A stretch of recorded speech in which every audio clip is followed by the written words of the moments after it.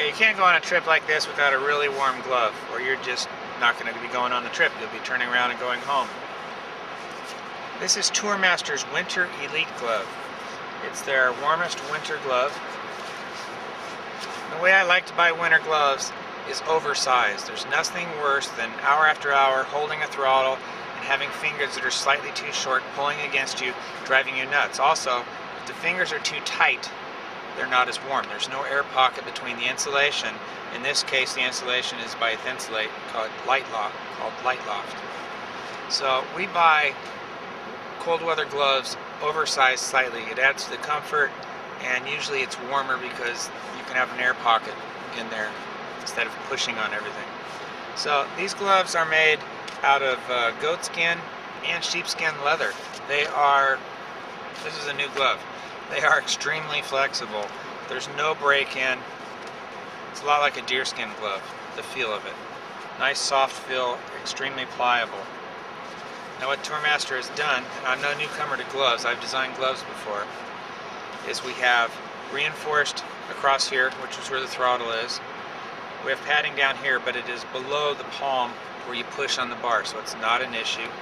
Reinforced where the throttle is, very important. That's where mini gloves fail. We have flex panels up here in the fingers that don't really do much, mostly styling. You can see right there it's not flexing, but it doesn't need it. It's very supple. We've got effective padding above the knuckles here. This does flex, and this is some protection. Another flex panel back here, which is mostly styling. We have a nice elasticized wristband, so once you slip it on, it closes up on its own behind you. It's very effective. Then we have our wrist strap, so you can wear a glove that's not going to fly off in case you have an accident. And once again, got a nice Tourmaster pull tab here, easy to grab. There's enough Velcro to go loose, there's enough Velcro to go tighter. So many times that's not the case, drives me nuts. Okay? We also have a gauntlet, a long gauntlet by the way, long gauntlet strap, plenty of Velcro once again. What this does is allows you to wear your jacket down into here. This glove is very easy to go over a jacket, and that's the best seal we've ever found on a glove, is to basically take the gauntlet, cover the end of the jacket. To add to that, there's a nylon cover here, which we just run loose. But what that does, it just seals it up. If you really get into rain, or if you get into really, really cold, you have an adjuster here, and you can tighten the elastic up against your jacket even further. This is a waterproof glove by way of a Hypora waterproof liner. I've dealt with Hypora for years. It's effective, so it means the sweat will vent out, the water will stay out. This kind of glove, even if your hand stays dry, you will feel the effect of the water to a degree.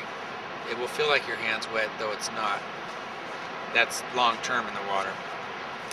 One other feature this has, well, a couple actually, we have some pads here, nice design, but they're also reflective, and they're on the outside of the bar, so when the car is coming from the side, they can see this reflective. It's very important. It's located strategically and properly.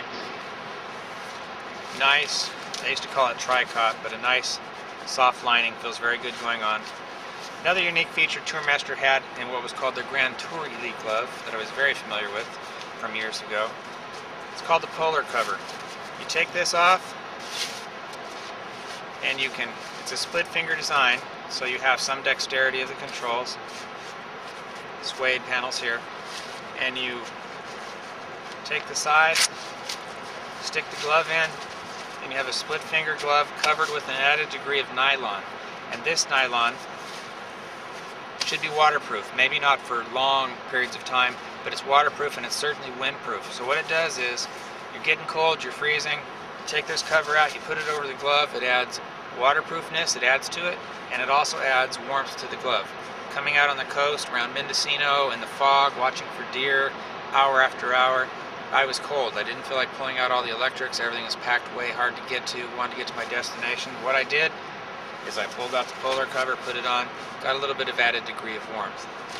Overall, I have no complaints with this glove at all. I don't know how this leather will hold up. It's very soft and supple. It's very nice. Basically, they got it right. It's full featured, and the price isn't bad at all for what you get.